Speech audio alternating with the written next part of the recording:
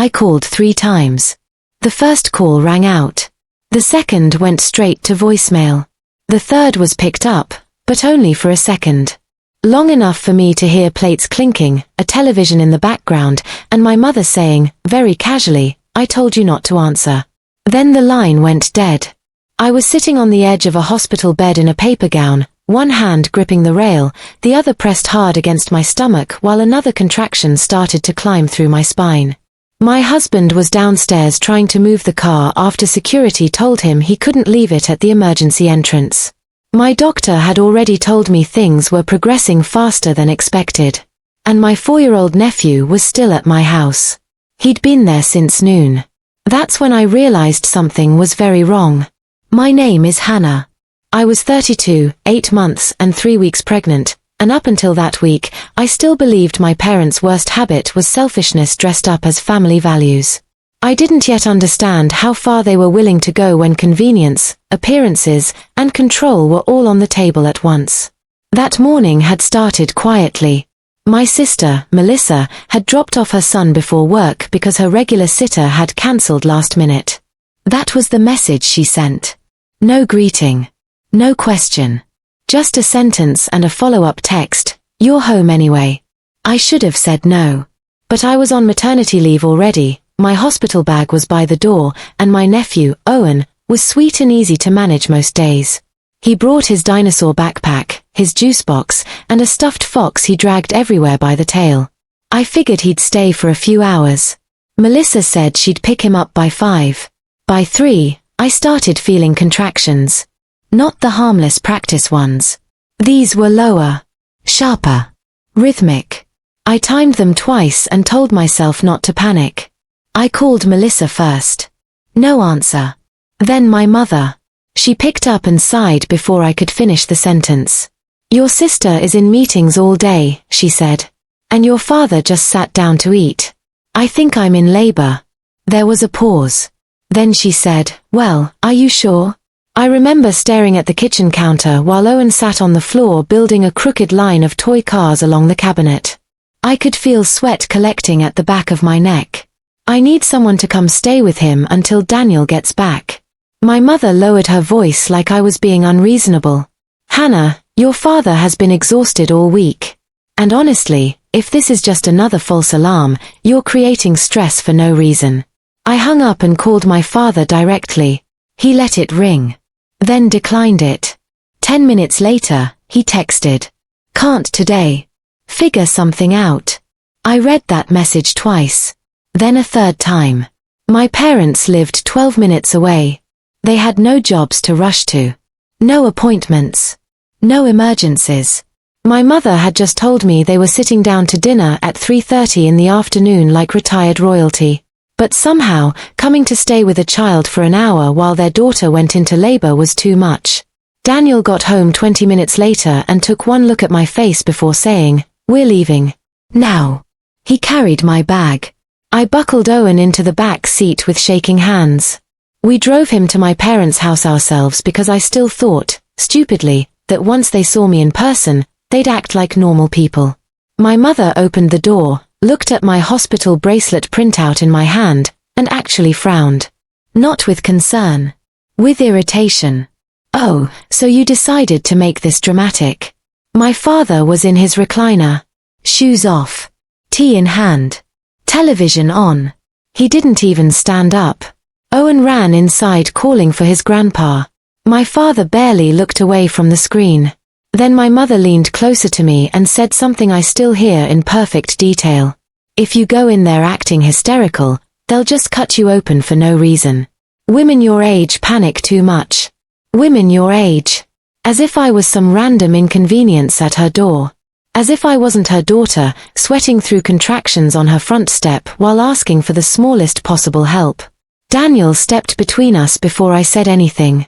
He put one hand on my back and said, quietly, "Let's go." So we left. And I wish I could say that was the moment I stopped expecting anything from them. But the truth is, the worst part wasn't even what they said. It was how practiced it felt. How easy. How completely unbothered they were. Like this wasn't a mistake. Like this was a pattern I just hadn't fully named yet. At the hospital, they admitted me within 12 minutes.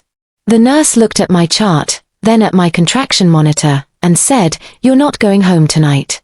Daniel texted my sister to let her know where Owen was. She replied 47 minutes later. Just 6 words. "Mom said you were overreacting again." That was the first time my chest went cold. Not angry. Cold. Because again meant they'd already been talking. It meant they'd built a version of me I hadn't even heard yet. And if they were willing to do that while I was in labor, I needed to know what else they'd been saying when I wasn't in the room. So I stopped reacting. And I started watching. My daughter was born just after sunrise. Healthy. Loud. Perfect. Everything after that should have faded behind that moment. The room. The monitors. The resentment. The ugliness from the day before. But it didn't. Because while I was holding my newborn for the first time, my phone kept lighting up on the tray beside me. Not with congratulations. With updates. My sister first. Then my mother.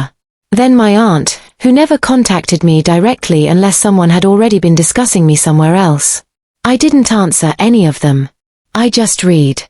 And for the first time in my life, I read every message like it had been written by a stranger instead of family. Melissa. Mom said not to stress yourself reading into yesterday. Everyone knows pregnancy makes you emotional. My mother.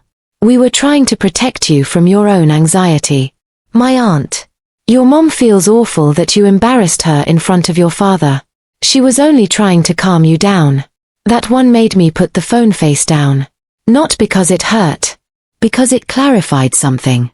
They weren't sorry. They were already editing. Already rewriting. Already arranging the story before I'd even left the hospital. And once I noticed that, I started seeing the shape of it everywhere. My mother visited that afternoon carrying flowers I knew she hadn't picked herself. Grocery store bouquet. Still wrapped in plastic. She kissed the baby. Smiled for 2 photos. Then sat in the chair near the window and said, "Now let's not dwell on yesterday. You know how tense things get when everyone is under pressure." I didn't answer. She kept talking. "You called in a panic. Your father thought Daniel was there already. Melissa was at work. No one abandoned you." Still, I said nothing. That seemed to unsettle her more than anger would have. Before she left, she adjusted the blanket around my daughter and said, "Just don't go telling people some distorted version of events. Childbirth makes women remember things dramatically." That sentence sat in my mind long after she walked out. Not because it was cruel. Because it was deliberate. When Daniel came back from grabbing coffee, I asked him a question I should have asked years earlier. "Have they always talked about me like I'm unstable?" He didn't answer right away. That was answer enough. Then he said, carefully, "I think they've always treated your reactions as the problem instead of the thing that caused them." I looked at him. And suddenly dozens of small moments rearranged themselves. Every holiday where I was too sensitive. Every boundary I tried to set that somehow became an episode. Every time my mother said, "You know how Hannah gets." Every time my father stayed silent while she did it. I wasn't imagining the pattern. I had just been raised inside it. The proof came 2 days later. Not from them. From Owen. My nephew was 4, which meant he was still too young to lie well and too young to understand when adults were using him as furniture in their conversations. Melissa brought him by the house while I was recovering on the couch. Daniel was in the nursery with the baby monitor. Melissa was standing in my kitchen scrolling through emails while Owen sat on the rug beside the coffee table drawing circles on printer paper. He looked up and said, very casually, "Grandma said you fake sick when you want attention." Melissa froze. I didn't. I'd gone strangely still. He kept coloring. "Grandpa said you always ruin family things." Melissa immediately snapped, "Owen, enough." But it was too late. Because children don't invent phrasing like that. They repeat what's said around them. I asked gently, "When did Grandma say that?" He shrugged. "At dinner. When you were at the baby doctor." Melissa set her phone down. "You're really going to do this right now?" I looked at her and said, "Do what?" And for the first time, she didn't even try to deny it happened. She just got defensive. You know how Mom talks. She doesn't mean things literally. That sentence told me everything I needed to know. Not only had they said it, they'd said it often enough that Melissa had normalized it. That night, after she left, I checked the camera in our kitchen. Not because I was suspicious of Melissa, because we'd installed it months earlier after a package theft, and I suddenly remembered it picked up more audio than it was supposed to. I opened the app and scrolled back to the afternoon before I went into labor. Melissa had dropped Owen off earlier than she claimed. She'd stood in the kitchen with my mother for almost 11 minutes before leaving. I watched the footage twice, then a third time with headphones. And there it was. My mother's voice. Clear enough. She'll call as soon as she feels one cramp. Don't go over there unless it's actually serious. Melissa laughed. Then my mother added, if we keep rescuing her every time she gets overwhelmed, she'll never learn. A few seconds later, Melissa asked, should I at least keep my phone on? And my mother said the sentence that made me physically put the phone down and walk out of the room. No. Let her sit in it for a while. Not panic. Not confusion. Not misunderstanding. Intent. They had decided in advance not to help me. And worse than that, they had discussed it like some kind of lesson. I saved the footage. Downloaded it. Copied it to Daniel's laptop. Then to a cloud folder. Then to a private drive under a fake file name. And when I finally sat back down, I understood one thing with absolute clarity. Confronting them would have ruined everything. I didn't tell them I had it. Not my mother. Not my sister. Not even my aunt, who had already started sending messages about healing the family dynamic. I let everything continue exactly as it was. That was the only way it would work. For the next 2 weeks, I stayed quiet. I replied politely. Short messages. Neutral tone. No correction. When my mother texted, I'm glad we moved past that little misunderstanding, I wrote back, me too. When Melissa said, you were just overwhelmed, it happens, I replied, yeah. I didn't argue. I didn't explain. I didn't fix their version. Because I needed them comfortable. I needed them talking. And they did. More than before. It was subtle at first. A comment here. A message there. My aunt invited me to a small family dinner so everything could feel normal again.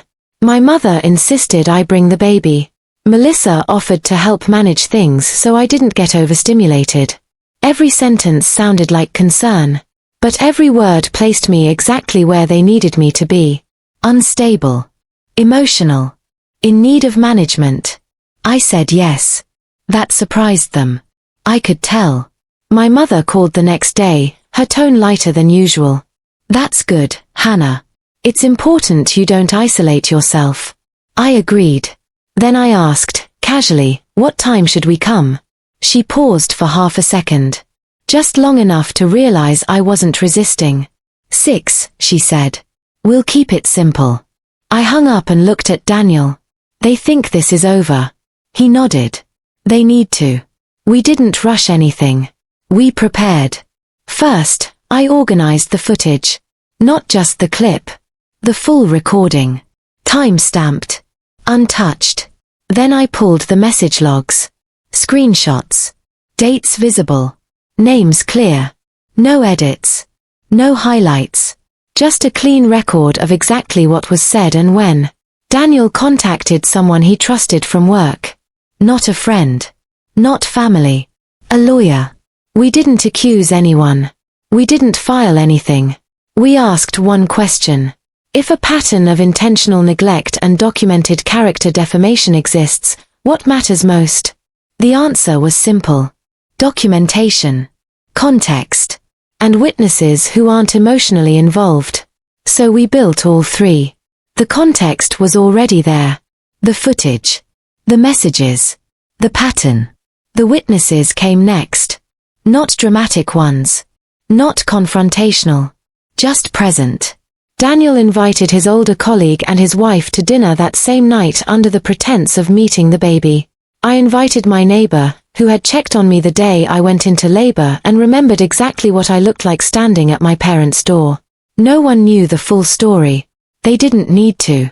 They just needed to be there. To see. To hear. To confirm. I printed nothing. I carried nothing obvious. Everything was digital. Backed up in 3 places. Accessible from my phone. And Daniel's. And one secure link shared only with the lawyer. Then I waited. The day of the dinner felt ordinary on the surface. I dressed simply. Loose sweater. Hair tied back. No makeup. Nothing that could be labeled as performative. The baby slept most of the afternoon. Daniel loaded the car quietly. Before we left, he looked at me and said, "You don't have to do this tonight." I shook my head. It's already been done. I'm just letting it show. We arrived exactly at 6. My mother opened the door with the same practiced smile she used in photos. Warm. Controlled. Measured. My father was in the living room. Television off this time. Guests change behavior. Melissa was already there. Owen ran past us. Everything looked normal. That was the point. Dinner started without tension. Plates passed. Small talk. My mother played host perfectly. Checking on everyone. Refilling drinks. Asking about work. She avoided the subject completely. So did Melissa. So did my father. Because in their version, there was nothing to address. That's when I realized something else. They weren't just minimizing what happened. They had erased it. Rewritten it. Filed it away as another Hannah moment. And moved on. Which meant they felt safe. Completely. They thought the story was settled. That I had accepted their version. That nothing existed outside of what they had already said. I waited until dessert. Until everyone was seated. Until the room was quiet enough that no one could miss a word. Then I placed my phone face up on the table. Unlocked. Still dark. I didn't raise my voice. I didn't look at anyone in particular. I just said, calmly, "I want to show you something from the day I went into labor." My mother's smile didn't disappear. But it tightened. Just slightly. Melissa looked down at her plate. My father leaned back. Silent. And for the first time that evening, the room shifted. Not loudly. Not dramatically. Just enough. Because something in my tone told them this wasn't a conversation. It was something else. They thought it was just another day. It wasn't. No one spoke for a few seconds. You could hear silverware settling against ceramic. The baby monitor on the counter. My nephew humming to himself in the next room. My mother gave a soft laugh. Too soft. "Hannah, this really isn't the time." I looked at her and said, "Actually, this is the perfect time." Then I pressed play. Not the whole recording. Just enough. My kitchen. The timestamp visible in the corner. Melissa setting Owen's backpack down.